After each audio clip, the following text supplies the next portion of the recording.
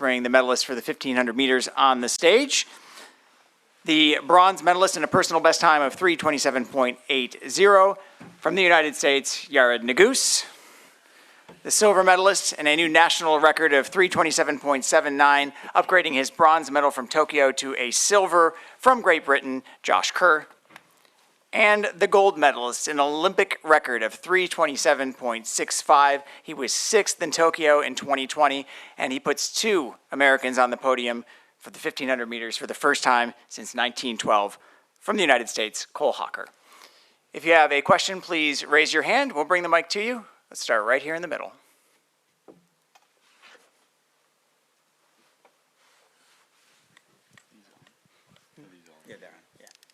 Thank you. This is a question for Cole and Yared. A lot of the narrative before this competition has been about Jakob versus Josh. How you thought about that going in, and how does it feel that you've sort of stolen the show? I think the headlines were about them, rightfully so. I mean, it's Olympic champion and world champion, and everyone knows the caliber athletes they are, and the headlines made sense. And speaking personally, it's, you know, it can be nice to, you know, fly under the radar as much as I can and in the Olympics. And so I think most people knew that were in the race knew that I was a competitor, and same with Yared. But yeah, it was another another thing not to have all that noise. So I feel like I took advantage of it. And yeah, I'd pretty much agree for the most part. I think you know, there's a lot of pressure already going into just it being the Olympics, but you know, to have a lot more just on those two just kind of helps just mentally. Like, there's not a ton of expectations for me to perform. I know I still think both me and Cole thought like we could go win this race, and like no matter what was being said, that, you know, you're gonna go for it because it's the Olympics and why not. But you know, still I think that belief is the most important thing, to be able to like come away with, you know, 1 and 3 like we did. Right here. Right. Nope. Nope.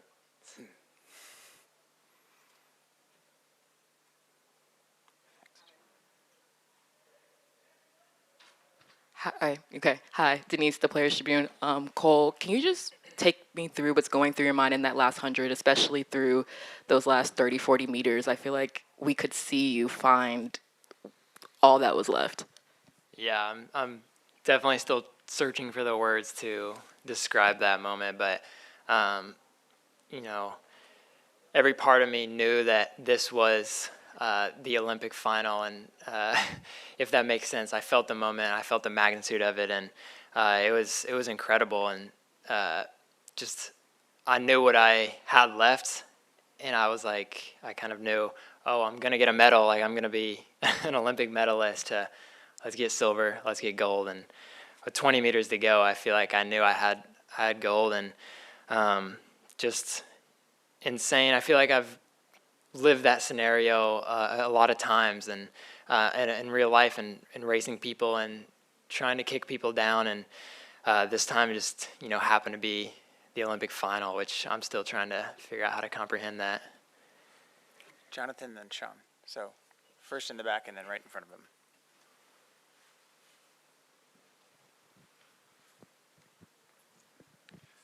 Jonathan Gold here. Question for Cole. You've become famous for that last 100 meters of yours. I'm wondering, when was the first time you remember having a gear shift and, you know, winning a race with a big last 100? And also, how confident were you that in a 3:27 race it would still be there for you tonight if you needed it?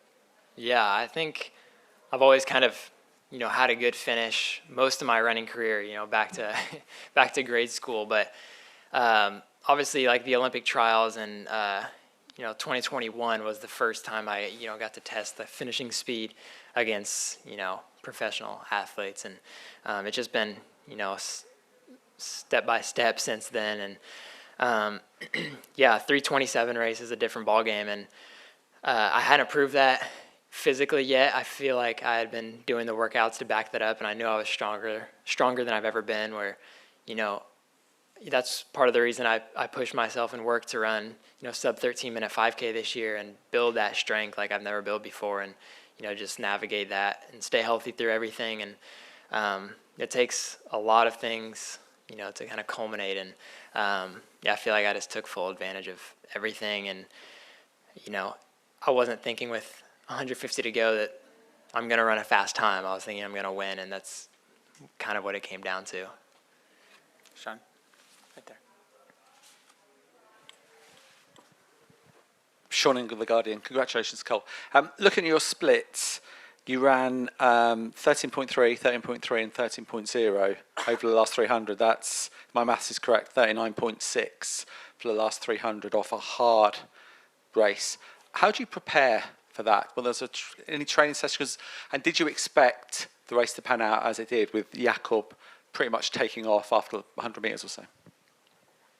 Yeah, I think, I train a lot of change of gear stuff in practice, but, where we're at in the 1500, you just have to build fitness, above all. And again, I feel like I did that the best I ever have, obviously, this year. And I knew the caliber of guys I was racing, and I knew it was going to take a special day, and I'm just, grateful and, proud of like the training I've done to prepare for this. And that's kind of, been what this year of training has been. It's like, yes, I'm at the global level, but I'm not quite, able to run sub 330 comfortably. And now I've finally, proven that, physically. Right here, Sarah. Okay, microphone. Hi, Sarah Lorch Butler with Runner's World. Cole, I'm just wondering if you can say what you admire about Yared, and Yared, if you could just say what you admire about Cole. I'll let you go first. Yeah, I think kind of a cop-out answer after today, but I think the kick is like something I've really admired about him. I feel like I kind of grew up thinking like myself that like, I had like an amazing, awesome kick, but it's kind of nice to have that like rivaled and challenged in a little bit of a way, because, if you're like, you don't want to be like the best forever, and it's just like, but I think, he pushes me to be ready for it, be like knowing that he's going to bring it and that I got to bring like everything even more. So, yeah.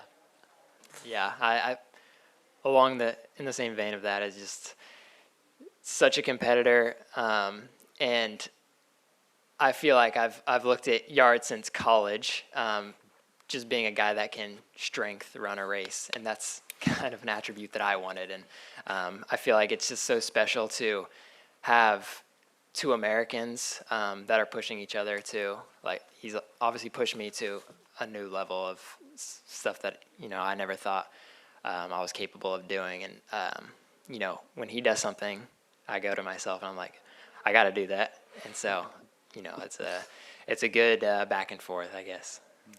Josh, the rivalry between you and Jakob was brought up early on, and Cole talked about how maybe not being a part of that was helpful for him. How did that impact you, and what were you thinking about during your race today?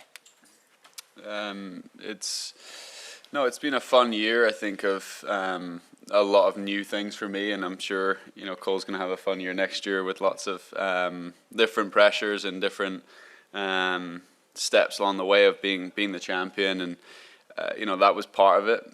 But I that's what I live for. I love that kind of pressure. When the pressure's on, I feel like I've been able to perform consistently. Being able to upgrade my medal today was, bittersweet for me. But I got beaten by the better man on the day, and I've got to walk away from this championship with my head held high, because that was a heck of a race, and that's what we had promised. And there's always going to be storylines that will come from championship races, but I think we pretty clearly showed that we were the best three on the day today. Right here. A question for Josh. Josh, was there ever a point just when you moved clear with maybe about 30 meters to go that you thought you had it? And how much are you sort of have you started replaying the race in your mind, and would you do anything differently? I've been in the sport long enough to know that you don't win it until you cross the finish line and see your name on the board. And I could feel there was a good amount of people still left, which is crazy to say at 3:27 pace. But I could feel it, and I think, you know, at that speed, we're not really able to look around and kind of see what's going on. So I was just focused on the line, and I was trying to get there as quickly as I could, and I was just trying to, you know, pump the knees and move the arms, and yeah, when Cole came up next to me, he came with enough momentum where I was really just trying to hold it together as well as possible through the line, and I was able to grab that silver. So yeah, it's, you know, it was such a fast race. I think it was, I don't know about you guys, but it was very loud. So it was, you know, very much just focusing on what we can do to, you know, weather the storm in the first 800 and see what we had left in that last 600. And I'm excited to watch it back. Obviously, I'm not going to walk away from the championships, you know, satisfied with the medal. I don't think anyone can unless it's gold. But it's such a great honor to get another Olympic medal for me, and it's a body of work for all of us. Right here. Hi, Josh. Jakob went out at a pace that was actually quicker than El Garouji's world record pace. Clearly, he decided that was the only way after the last two World Championships that he was going to do it, and he has said tonight that he even thinks he miscalculated. He was probably 2 seconds quicker than he wanted to be after 400. Do you think it was that fear of what you and Jake had done to him in the previous two championships that basically, you know, he just went too hard tonight and ultimately paid for that? Yeah, if you're going out sub world record pace without a pacemaker, I think is, you know, it's a bold strategy. Definitely, I think all of us kind of thought it was going to be quick, but you know, the crowd was electric, and so it's difficult to internalize pace well, and when, you know, the track's fast, the atmosphere is crazy. It's an Olympic Games final, and so it's kind of making sure you can keep the heart rate low enough to hit your splits. And you know, obviously he went out a little bit too hard. You could kind of see in the last 200 he was looking around, kind of seeing if we were still there, and we were. But you know, it's a brave strategy, and you know, obviously didn't work out today, but you know, it made for one heck of a race. We've got time for two more. Let's go right here.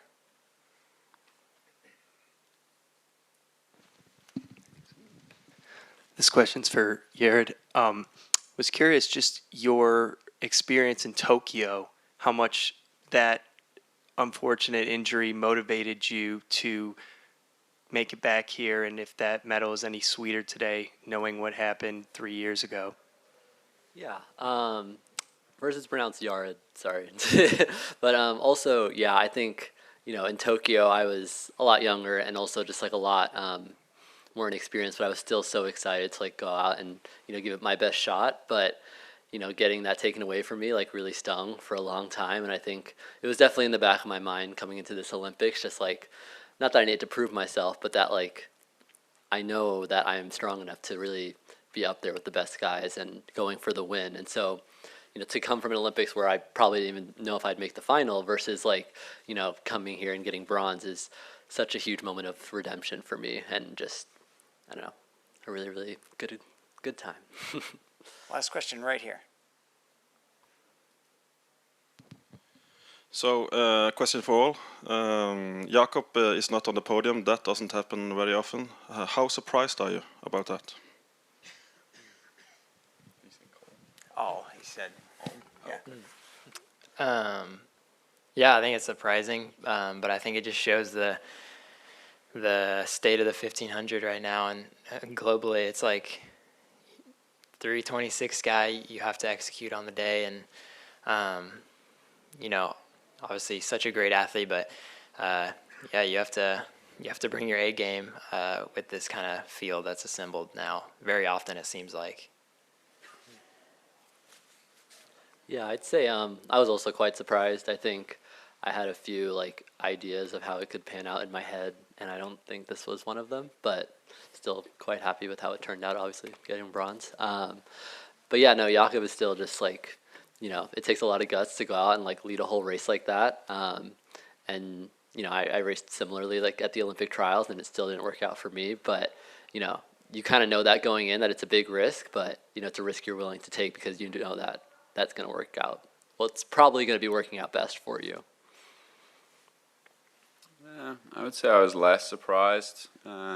Personally, I think it's a hard way to run a 1500, and you've got 11 of the best other guys kind of following in your footsteps a little bit, and it's risky. He's obviously ran very well in 21 to get the gold medal, but since then it's kind of not really worked as well. And he did it again tonight, and you have a slew of athletes that have trained in a way that allows us to weather that storm early and close pretty hard. So I don't particularly make up a medal podium beforehand. I'm just focusing on executing. But yeah, I think very deserving medalists are sitting up here right now, and you can obviously see with the times that were run that just the best three on the day. Yared Nuguse, Josh Kerr, Cole Hocker just ran the fastest 1,500 meters in Olympic history. Congratulations and thank you. Thank you. We may now stop the stream.